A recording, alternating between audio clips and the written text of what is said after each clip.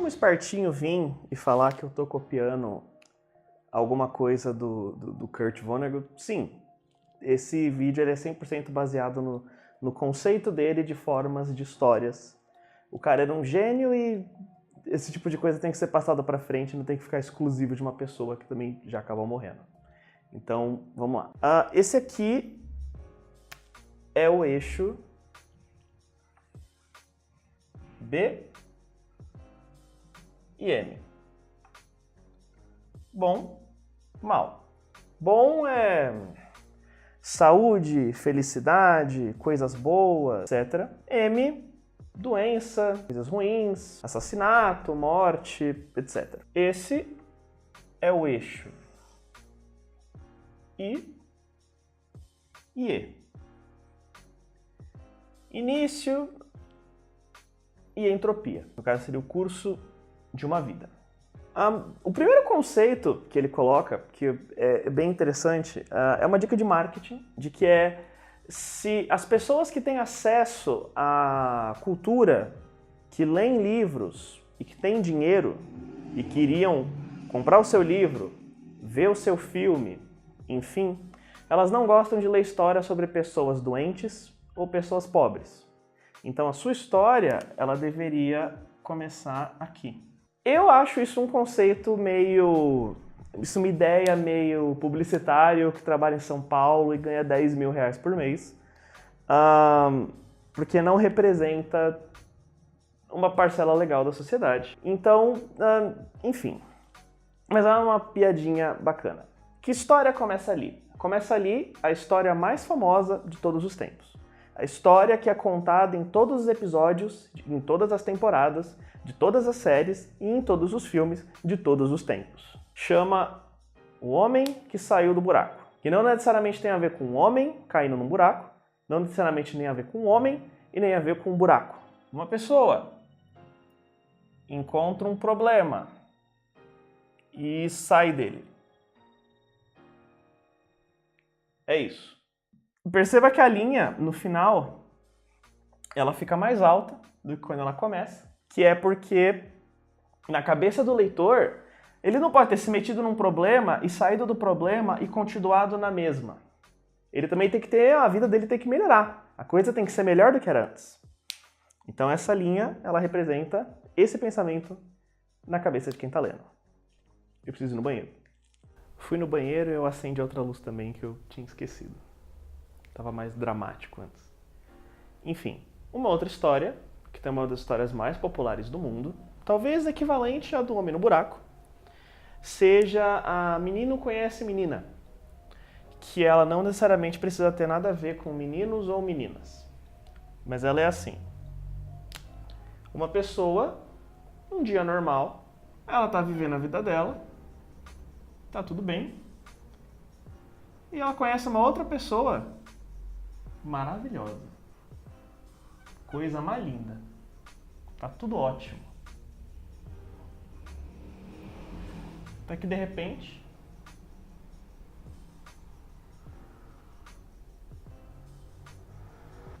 deu.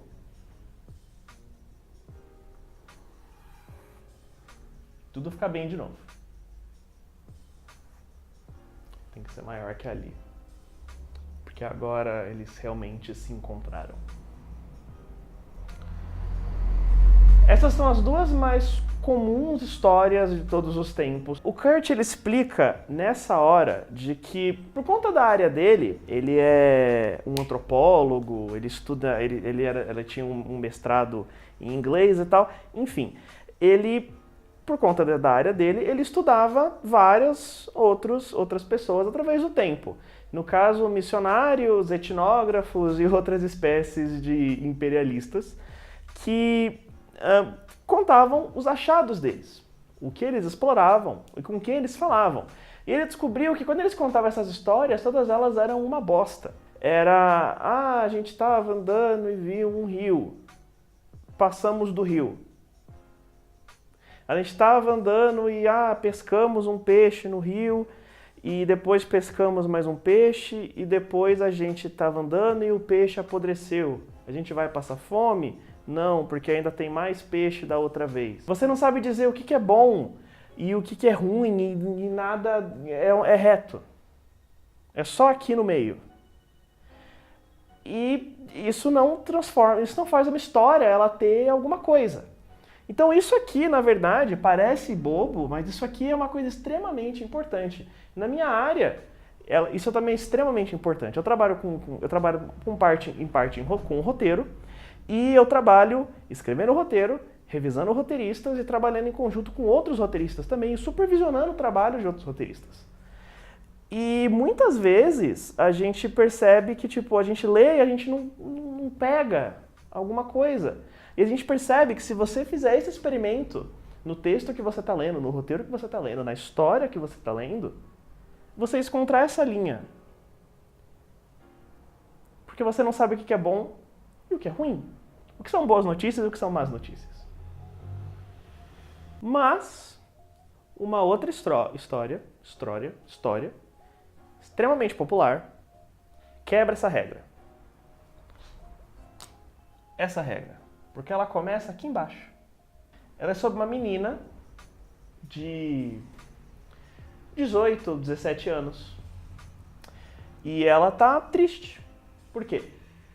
Porque a mãe dela morreu e isso é mais que o suficiente para você estar triste. Então, a história começa. A mãe morreu. Seu pai se casa com uma moça muito má, que tem 2 filhas, que também são muito malvadas. E isso dificulta a vida da nossa protagonista. Então a vida dela continua nesse marasmo.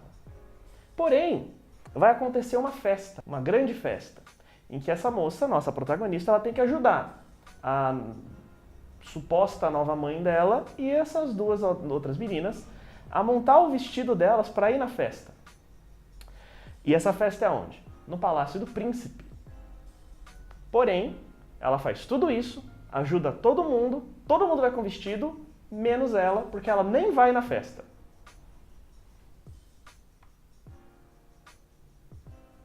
E a vida dela continua na mesma. Mas aparece uma fada madrinha que dá tudo para ela. Vestido.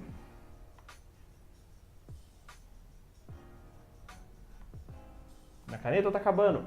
Um banho. Transporte. Um funcionário para levar ela, porque por que não? E a vida dela tá começando a melhorar. Ela chega na festa, ela conhece o príncipe, eles se apaixonam. Quase lá. E dá tudo errado, chega à meia-noite, fudeu, ela não tem mais nada, ela tem que voltar correndo. Pois é. E tudo continua no jeito ruim, mas não assim. Não assim. É diferente. Por quê? A vida dela agora é um pouco melhor que antes. Porque agora ela tem a lembrança da festa.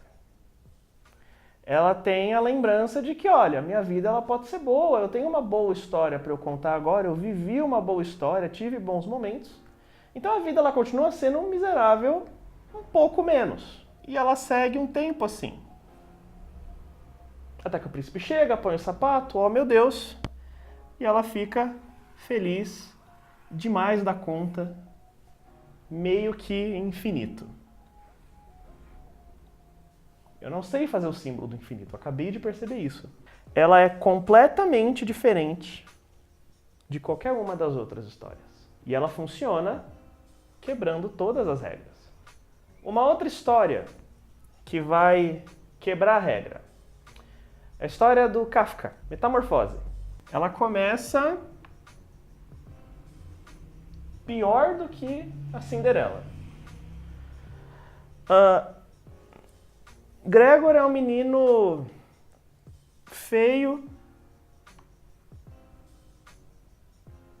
pobre, que não se dá bem com a família, que odeia o trabalho que não gosta de outras pessoas. E eu vou pôr mais um pouquinho porque ele é muito ruim. Até que um dia chega o dia que ele tem que ir pro trabalho. Ele levanta de manhã. E ele é uma barata.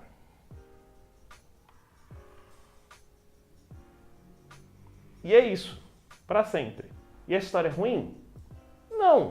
E é nesse momento que você percebe que eu tô esse tempo todo mentindo para você. Porque sua história, ela não precisa começar aqui, ela não precisa começar no meio, ela não precisa fazer isso, o final não precisa ser feliz. Tudo isso depende. Por quê? Tudo isso que a gente está vendo até agora é completamente artificial. Isso aqui é artificial, isso aqui, tudo é artificial. É uma alegria artificial. Essas curvas são completamente artificiais. E elas são construídas dessa forma que é para você sentir que você está conquistando alguma coisa, chegando em algum lugar e você não está. Tudo isso é falso. E essa hora que o Kurt, ele prova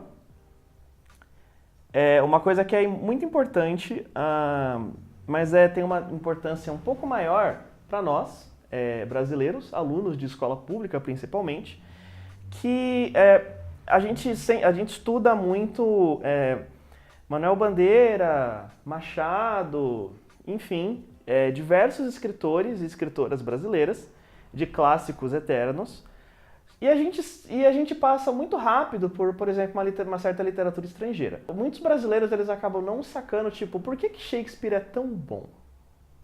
Por que as pessoas gostam tanto? Porque quando você toca no assunto de Shakespeare, todo mundo fica, tipo, emocionado. E se você fala alguma coisa ruim, todo mundo fica, tipo, ofendido com você.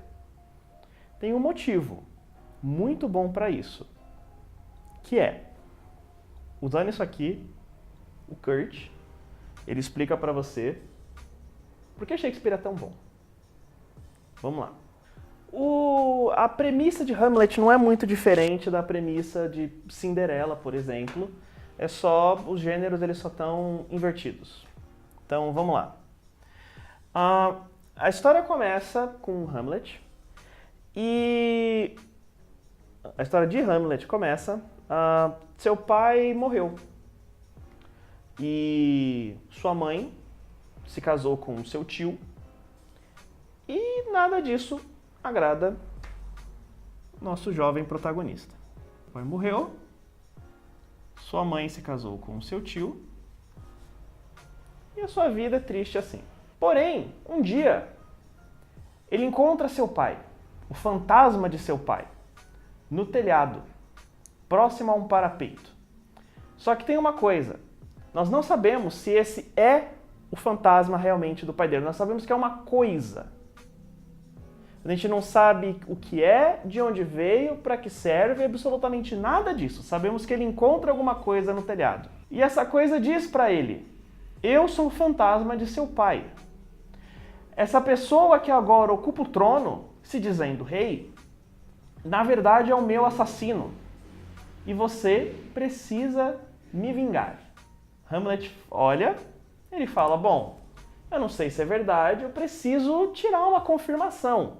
Então, qual é o meu grande plano para ver se eu consigo provar ou não a morte do meu pai? Seguinte, eu vou montar uma peça de teatro. Nessa peça, nesse grande ato, eu irei simular a morte de meu pai com diversos atores numa grande produção. Convidarei o rei. O rei ele vai pegar a primeira fileira e vai assistir a peça. E dependendo da reação do rei a respeito da morte do meu pai, que eu vou encenar usando relatos precisos de todo mundo, eu vou decidir se ele matou meu pai ou não. Um plano ousado.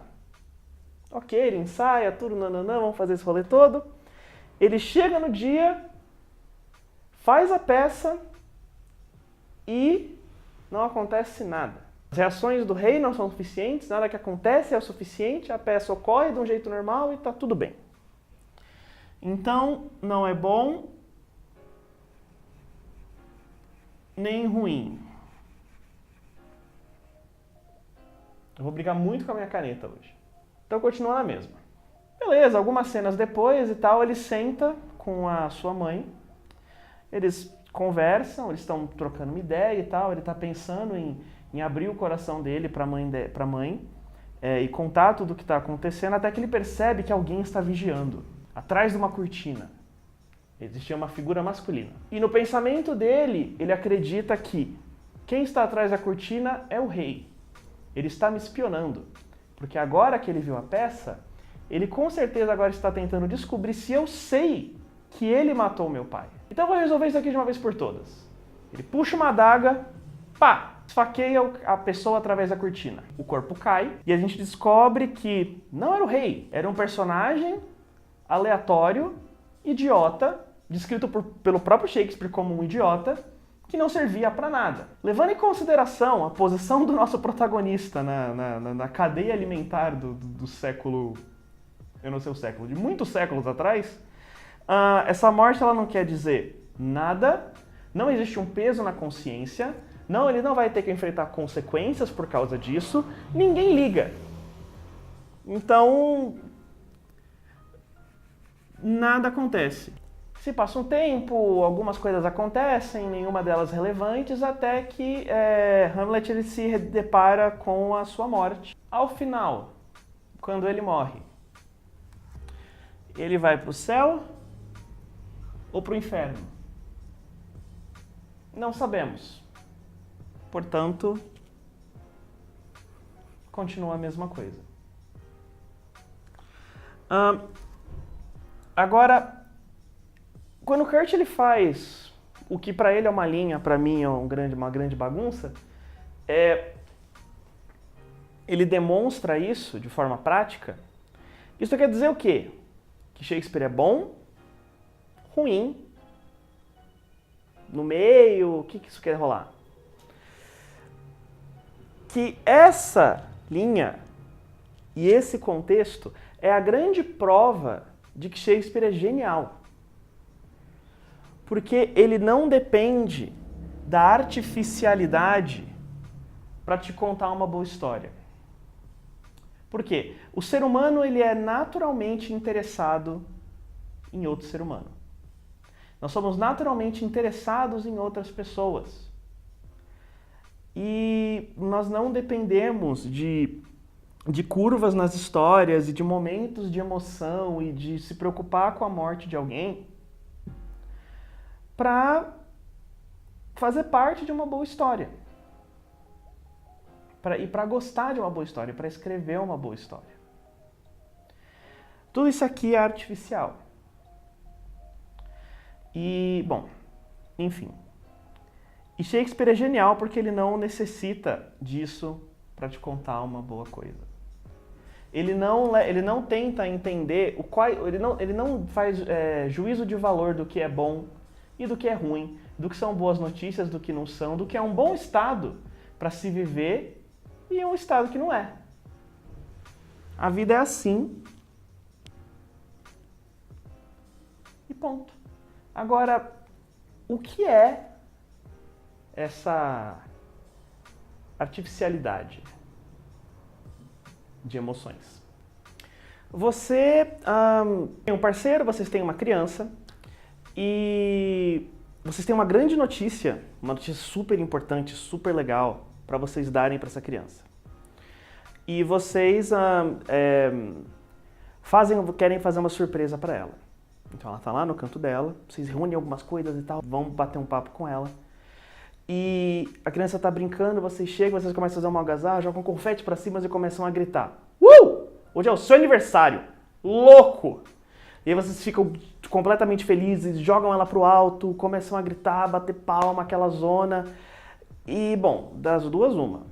Ela vai ficar completamente assustada com o que está acontecendo, ou começar a chorar, vai ser uma loucura, ou ela vai ficar feliz. Com vocês, não por conta do aniversário dela. Crianças são mini seres humanos que acreditam no que a gente conta para eles. Eles são construídos através dos conceitos que a gente insere na vida deles. Então, por exemplo, se nesse contexto da festinha, da celebração, do aniversário, é uma data como qualquer outra data que simboliza uma coisa que nós inventamos, que a gente está ensinando para essa criança, nesse momento, de que aquilo é uma boa coisa. E não é. E não é ruim também. Seres humanos criam conceitos, ideias e tradições e datas e coisas assim que a gente força um significado em coisas que nós inventamos e coisas que eventualmente elas não querem dizer absolutamente nada. E aí nós colocamos esse conceito na cabeça de uma criança, na cabeça de um jovem, na cabeça de um ser humano, e daqui 20 anos, quando ele for ver um filme, ele for ler um livro, ele for ouvir uma história, ele vai ficar feliz vendo que a personagem que não existe num mundo ficcional, ela evitou a morte dela e, portanto, por conta disso, ele deveria ficar feliz. E ele vai ficar. Porque é assim que funciona. E nada daquilo é real. A cena não é real, a personagem não é real, o risco de morte não é real, sobreviver não é real, nada que ele foi fazer é real, a alegria dele não é real. A alegria pelo aniversário não é real, a tristeza pela morte não é real, o alívio pela morte não é real. Em contextos de histórias.